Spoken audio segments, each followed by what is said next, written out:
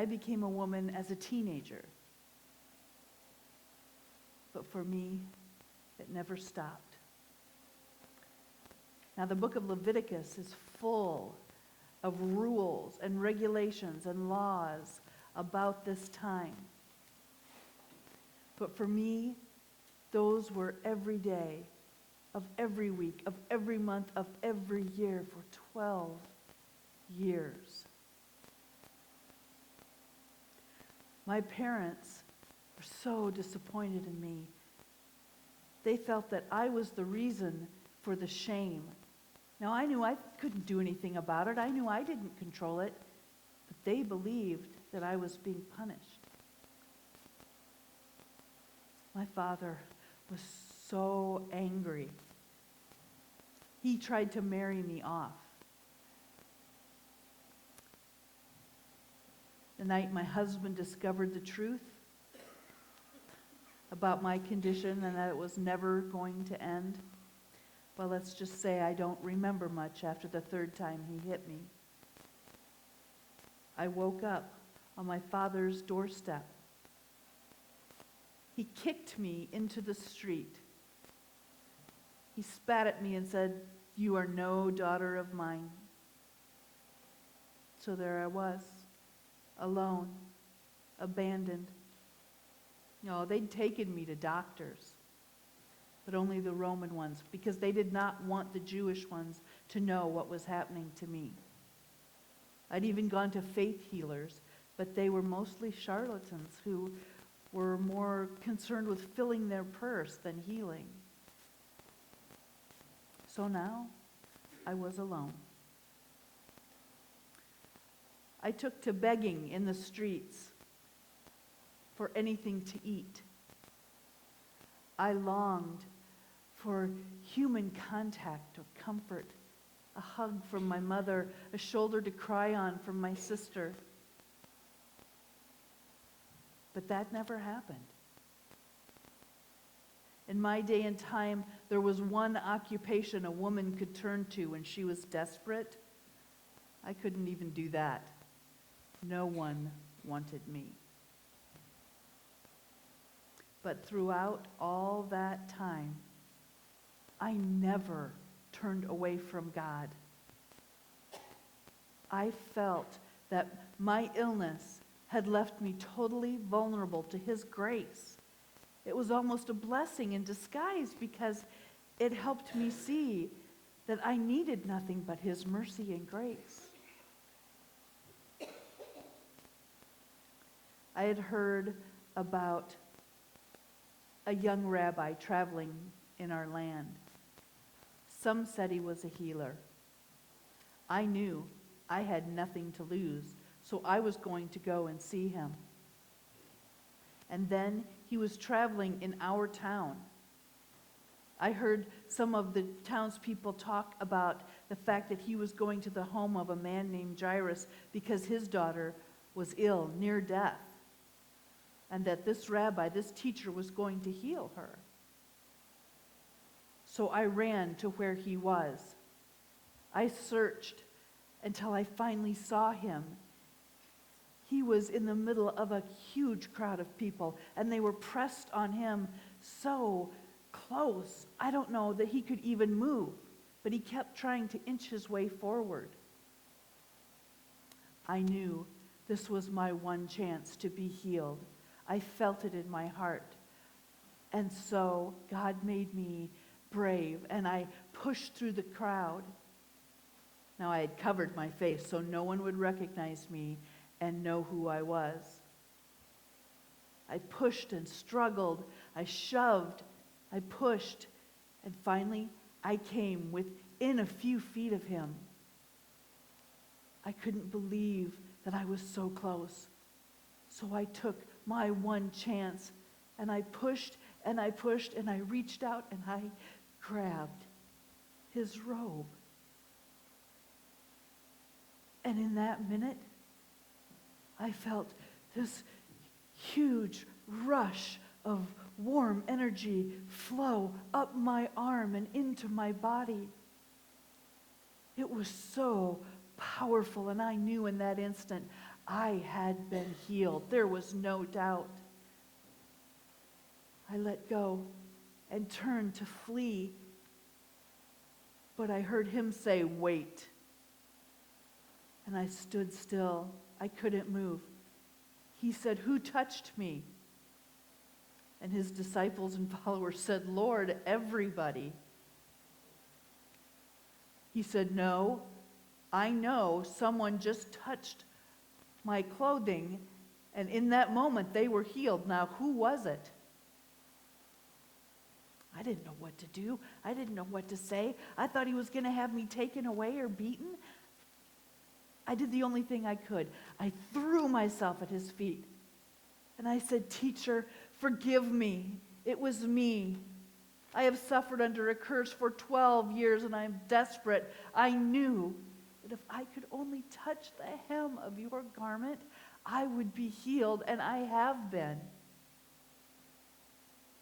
And then he did something no other man has ever done before.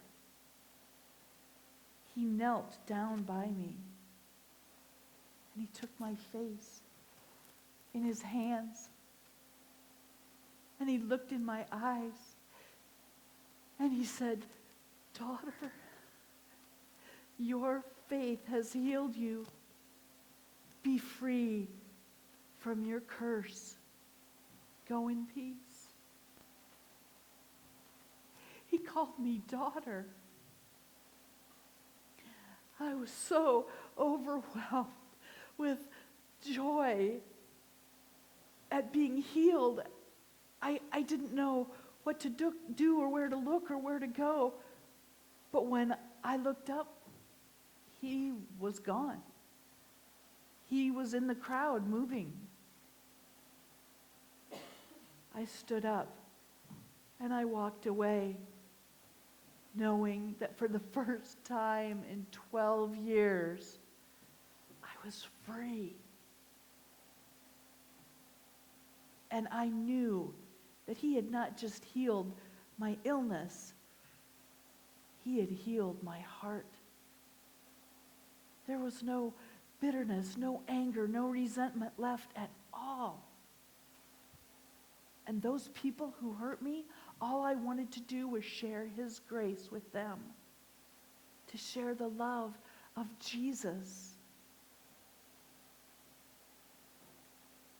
Jesus. We all know what happened to him. The very people he came to love and forgive and to heal nailed him to a cross. Reputations die slowly. Relationships are built over time. And slowly, over time, word spread about what had happened. I was no longer unclean. I could return to my village. I could return to my family. Eventually, I married and had children. And everyone I came in contact with heard the story of what happened to me that day when I reached out and touched his garment.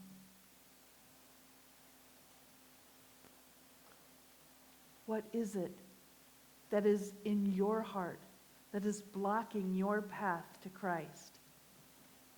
What if he wanted to use that very thing to bring you into his presence? Let him give you what you need right here tonight. Reach out to him with your heart, because he's reaching out to you. He wants you to feel that power, that joy, and that love. Thank you.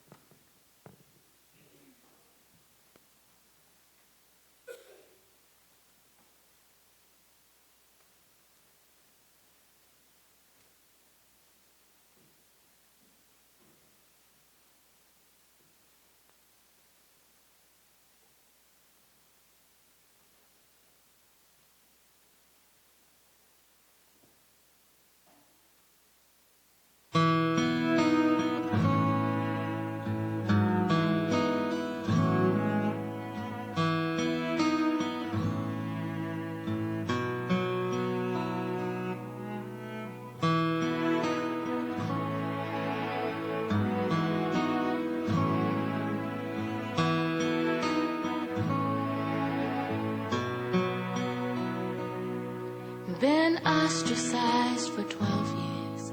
I'm used to being alone. Spend everything I had and now it's gone. I'm used to being put down.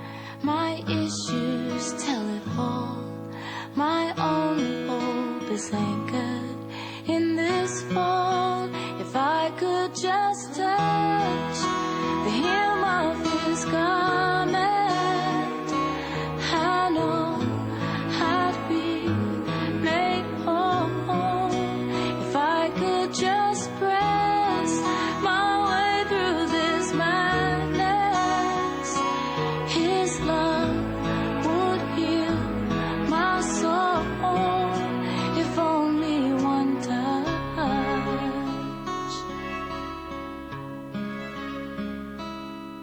So many people calling.